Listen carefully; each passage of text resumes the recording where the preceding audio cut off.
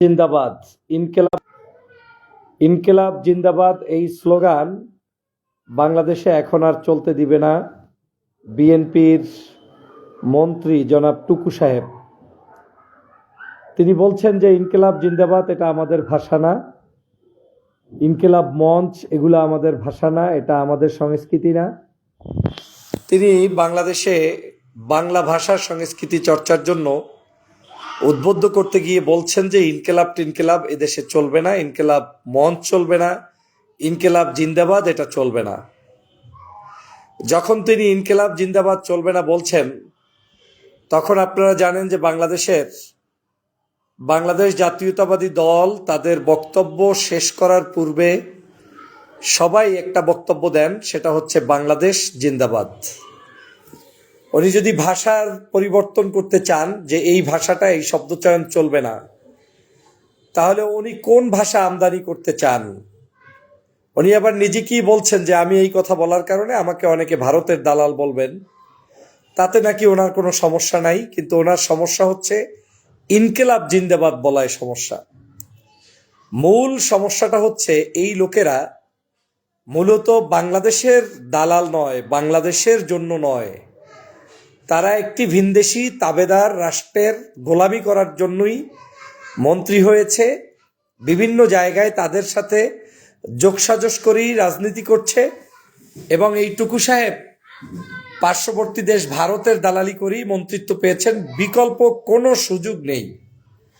তার ক্ষোভটা কোন জায়গায়? যেখানে ইনকিলাব জিন্দাবাদ এইটা বলতে পারবেন না, আবার ইনকিলাব মঞ্চ ওনার কাছে একেবারে কঠোর একটা খারাপ সংগঠন হয়ে যাচ্ছে, অথচ তার নেতা বাংলাদেশের প্রধানমন্ত্রী জনাব তারেক রহমান সাহেব ইনকিলাব মঞ্চের যে আহ্বায়ক প্রধান ছিলেন, তার কবর জিয়ারত করে, শহীদের সেই ওসমান হাদির কবর জিয়ারত করেই কিন্তু সেখান থেকে বাংলাদেশের রাজনীতিতে প্রবেশ করেছিলেন এই কিছুদিন আগে।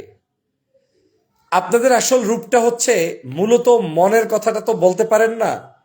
মনের কথাটা হচ্ছে ওইটাই, ওই বিএনপির যেসব স্লোগান ওগুলোও আপনাদের পছন্দ না। আপনাদের পছন্দ ওই জয় বাংলার স্লোগান, ওই জয় বঙ্গবন্ধুর স্লোগান, ওইটাই আপনাদের দিতে পছন্দ, ওইটাই দিতে চান। কিন্তু ভাগ্যচক্রে এসে এই দলটার ভিতরে প্রবেশ করে দলটাকে ধ্বংসের জন্য নেমেছেন, আর কিছুই না।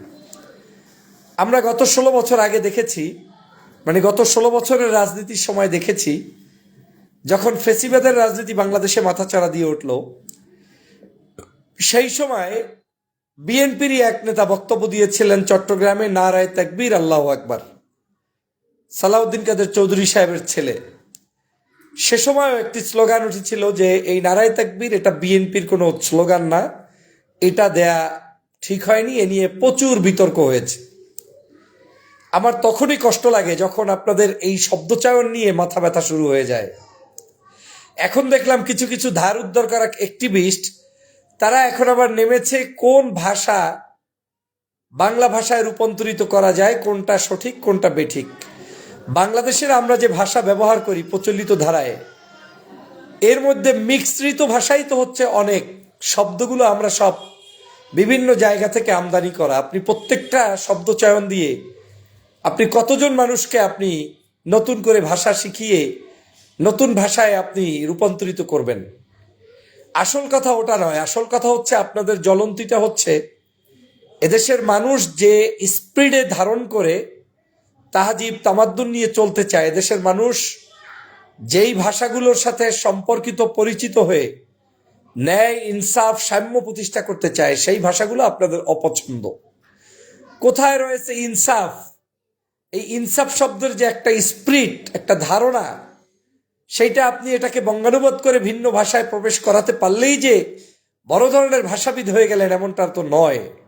আজকে দেখলাম কিছু অ্যাক্টিভিস্ট এই বিএনপিকে ডুবানোর জন্য তারা এখন আবার ইনসাফ শব্দের বিপরীত কি আছে সেটার ডিকশনারি নিয়ে রাস্তায় বের হয়েছে। আর একজন মন্ত্রী লেভেল থেকে ডাইরেক্ট ইনকিলাব টিনকিলাব চলবে না এই মন্তব্য করে আজকের জাতিকে বিভ্রান্ত করছে এবং জাতিকে বিভাজন সৃষ্টি করছে। আমি স্পষ্ট করে বলতে পারি যে যারা এই ধরনের রাজনীতিতে নতুন করে নাম লেখাতে চান, তারা নিশ্চয়ই জাতির কাছে আপনারা ধিক্কৃত হবেন এবং এদেশের জনগণ আপনাদেরকে কোনোভাবে অ্যাকসেপ্ট করবে না। আমাদের দেশের এই শব্দচয়নের সাথে কোনোভাবেই পাকিস্তানের সম্পর্ক, ভারতের সম্পর্ক, এগুলোর সাথে সম্পর্কিত কোনো শব্দচয়ন নয়। বাংলাদেশের শতকরা 70টা 50টা শব্দ পাবেন, যে শব্দগুলো বাংলাদেশের যে পুরাতন অফিস আদালত থেকে শুরু করে এই সব কিছুতেই পাবেন, যেটা বাংলা ভাষার সাথে সম্পর্কিত না, বাংলা শব্দ না, কিন্তু এটা আমাদের ভাষার সাথে চলে এসেছে, অ্যাডজাস্ট হয়েছে। এখানে উর্দু থাকবে, ফার্সি আছে, আরবি আছে, ইংলিশ আছে, বাংলা আছে, মিক্স। এই সমগ্র বাংলা ভাষাগুলোকে আপনি এখন নতুন করে শুধুমাত্র ইনকেলাব শব্দটা যেহেতু একটা চেতনা বহন করে, ইনকেলাব যেহেতু একটা আমাদের এদেশের ডানপন্থী মানুষদের শক্তি সঞ্চারের একটা নতুন স্লোগান, এবং এটা আজকের নতুন স্লোগান নয়, এটা যুগ যুগ ধরে প্রচলিত একটা স্লোগান, কিন্তু 24-এর গণ অভ্যুত্থানের সময় মানুষের এই স্লোগানটা সবচেয়ে বড় ধরনের উপকার করেছে, হৃদয়কে আমাদের জাগ্রত করেছে। সেই স্লোগান আজকের আপনারা বলছেন দেয়া যাবে না।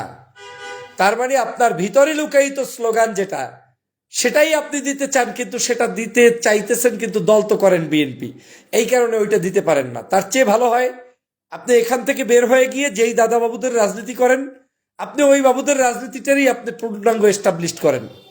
আপনি টুকু সাহেবের কোনো সুযোগ নেই বাংলাদেশে ইনকেলাব জিন্দাবাদ বন্ধ করার। আমি মনে করি বাংলাদেশ জিন্দাবাদ, ইনকেলাব জিন্দাবাদ, গোলামি না আজাদি, আজাদি আজাদি, এই সকল স্লোগানে মুখরিত হয়ে যেমনিভাবে আমরা ফেসিবাদ থেকে মুক্ত হয়েছি, আগামী দিনেও আমরা সেই নতুন সকল ফেসিবাদ থেকে বাংলাদেশকে রক্ষা করব। অতএব যাদের এই শব্দচয়ন পছন্দ হবে না, আপনারা আপনাদের জায়গা নতুন করে খুঁজতে পারেন, কিন্তু এই শব্দচয়নের ভিত্তিতেই নতুন প্রজন্মের বাংলাদেশ গঠিত হবে, এবং এই প্রজন্ম এই শব্দচয়নের স্লোগানের উপরে ভিত্তি করেই আগামীর বাংলাদেশকে বিনির্মাণ করবে। যতবার বলবেন নারায়ে তাকবীর চলবে না, ততবার নারায়ে তাকবীর চলবে। যতবার বলবেন ইনকেলাব জিন্দাবাদ চলবে না, তত হাজার কোটি গুণ বেশি ইনকেলাব জিন্দাবাদ চলবে। অতএব আমাদের এই সংগ্রাম শুধুমাত্র কোনো ব্যক্তি গোষ্ঠী বিশেষের বিরুদ্ধে নয়, বরং আমাদের চেতনা, আমাদের দেশের সার্বভৌমত্ব, আমাদের দেশের স্বাধীনতা, আমাদের দেশের মূল্যবোধ, এই সব কিছু রক্ষার জন্যই ইনকেলাব জিন্দাবাদ চলমান থাকবে। সবাইকে ধন্যবাদ।